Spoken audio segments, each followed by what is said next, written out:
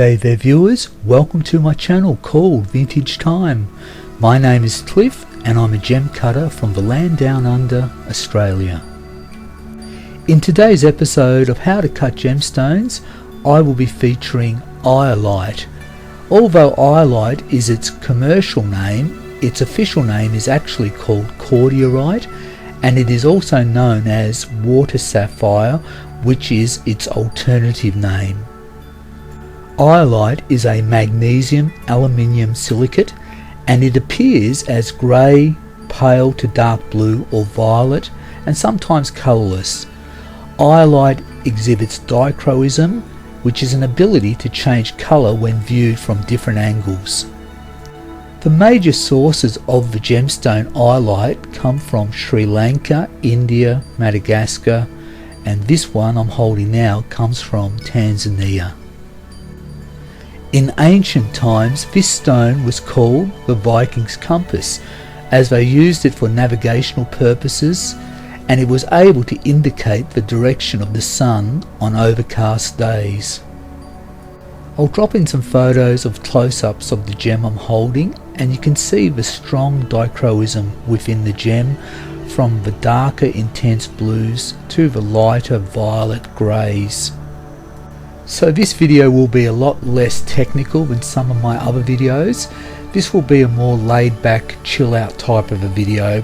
I will be adding various comments and subtitles, but let's get on to faceting this unusual gem called Iolite. So with this particular piece of rough material, I've decided to facet a standard round brilliant. So once again I'm doing the usual transfer, but this one is a transfer with a difference where I have to orientate the gem to get the maximum colour. So I want the maximum amount of colour, and so this will become the table of the gem where the light will pass in through the top of the gem.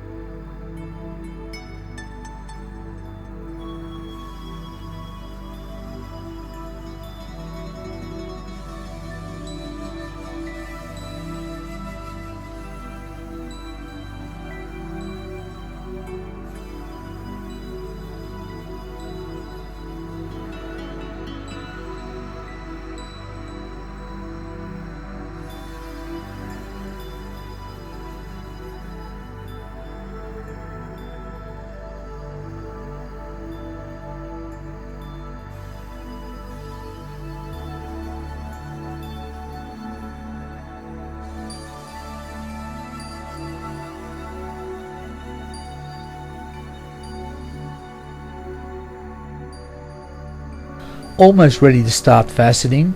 The protractor is set at 90 degrees and the index wheel will be free spinning because I need to round out the gem first. Now I need to say also that this is a totally new experience for me because I've never faceted Iolite.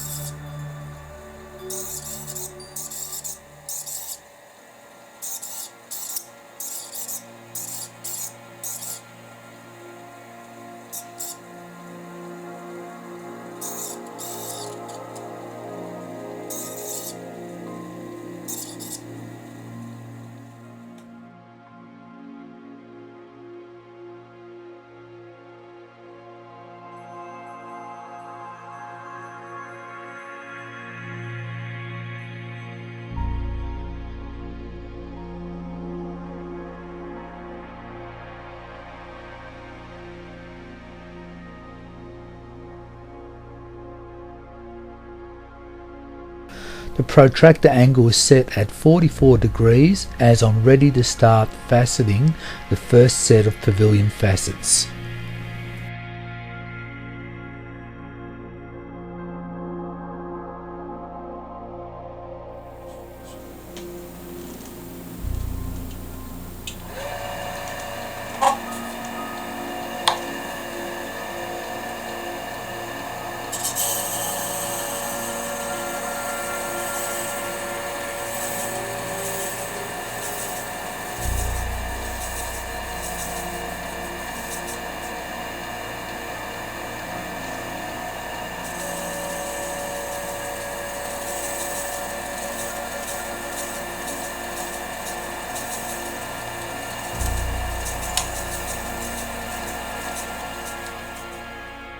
The first set of 16 facets have been cut with an 800 grit diamond disc, and I have to say that this is just a quick rough out, but with this Iolite it's quite soft. It's almost a bit like peridot, not quite as hard as topaz, so it's in between peridot and topaz, cutting quite fast.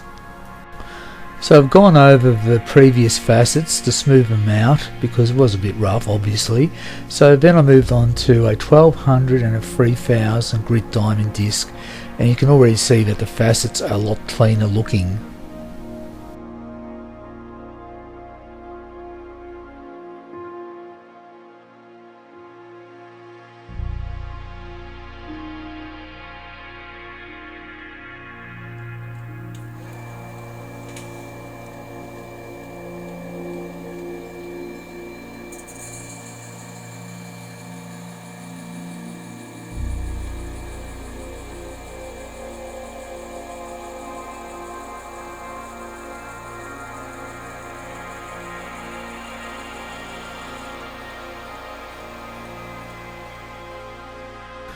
So the girdle facets have now been cut, and it's not a huge gem, it's around about 6mm, slightly over, and I do think girdle facets are a lot better than a continuous girdle.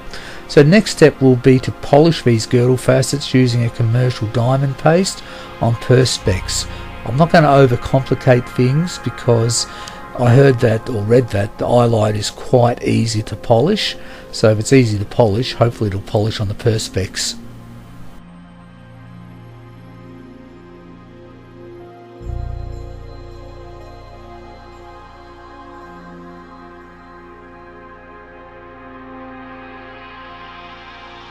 So no dramas in polishing the girdle facets. The diamond paste on perspex did a good job. If you're new to faceting, I would always recommend that you polish the girdle facets after you've done the first set of pavilion facets.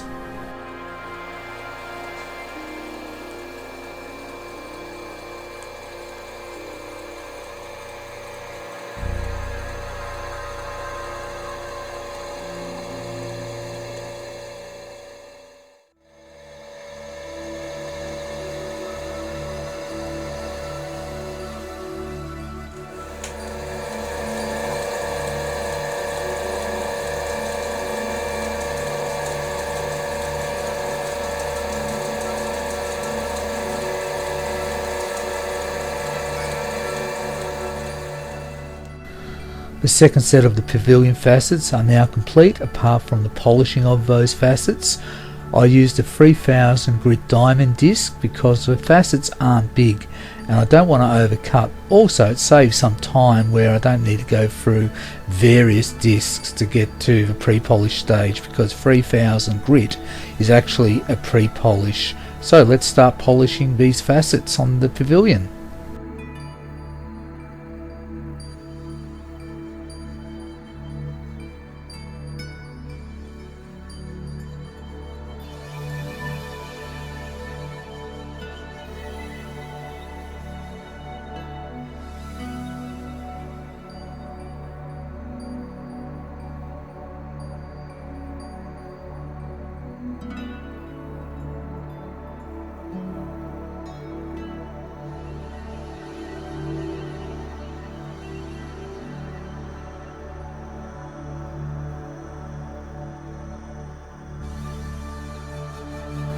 The pavilion facets have now been complete, and we'll go through various scenes of what the pavilion facets look like once they're all polished.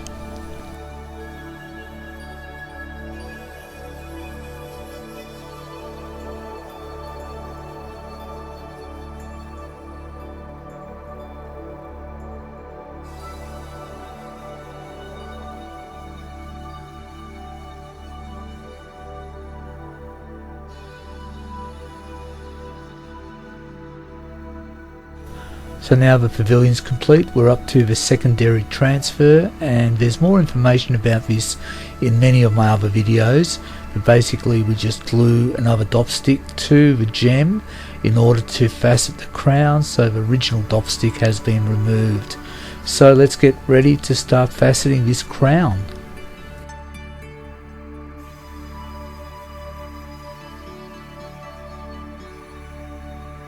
So getting set up, and I'm going to use an 800 grit diamond disc because I need to grind a bit of material away as I'm going to be cutting the first set of crown facets. Protractor arm is set at 44 degrees and I need to cut 16 facets, so let's go.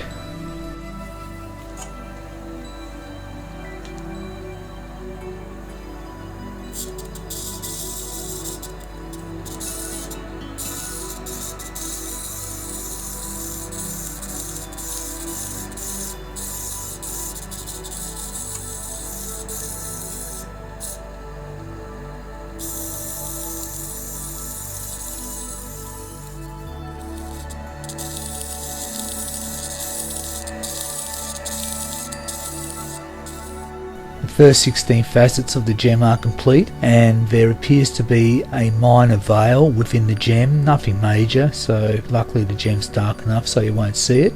So let's move on to the next step, which is to cut the second set of crown facets, and that will be done at 37 degrees.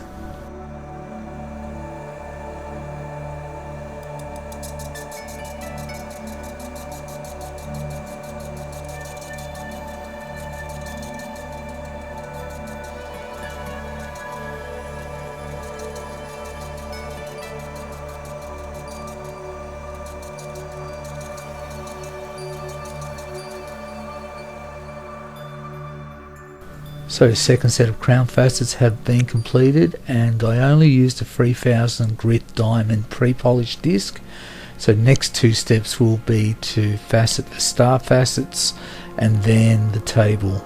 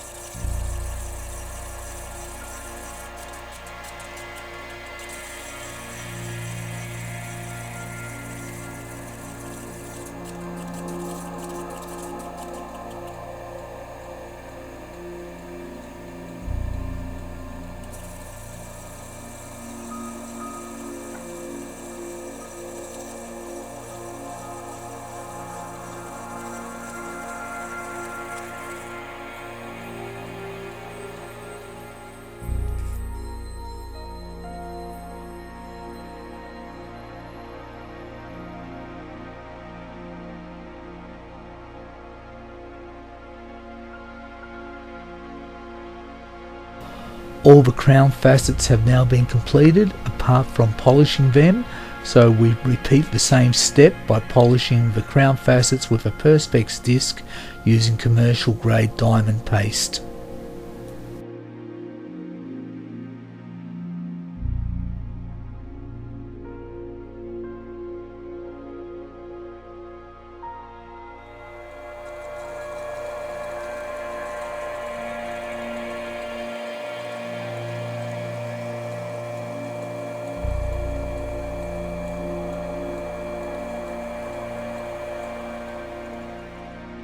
We have a couple of scenes of where I've polished the crown of the gem, and of course for those of you who watch my videos all the time, we have the final reveal. And usually when it comes to the final reveal where you see the gem once it's finally completed, I say nothing, but in this case I'm going to make a few comments because there's a little bit of a twist with this final reveal.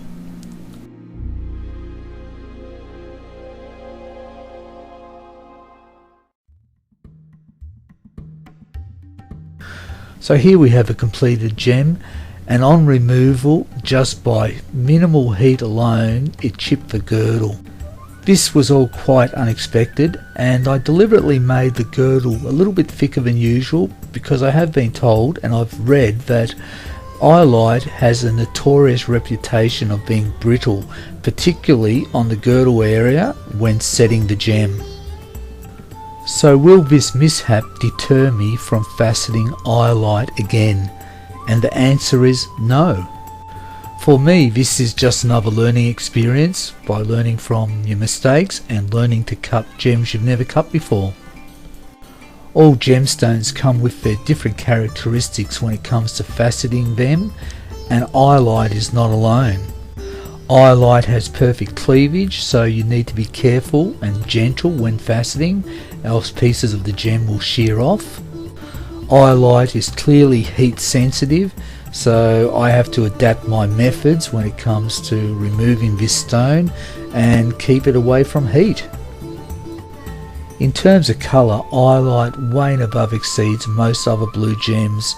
It has more intensity than Tanzanite or most blue sapphires.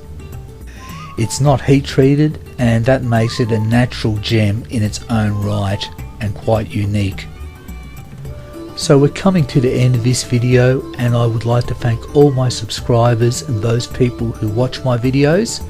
Please leave some comments, like and subscribe, and stand by for the next video. So until next time, take care everybody. Bye.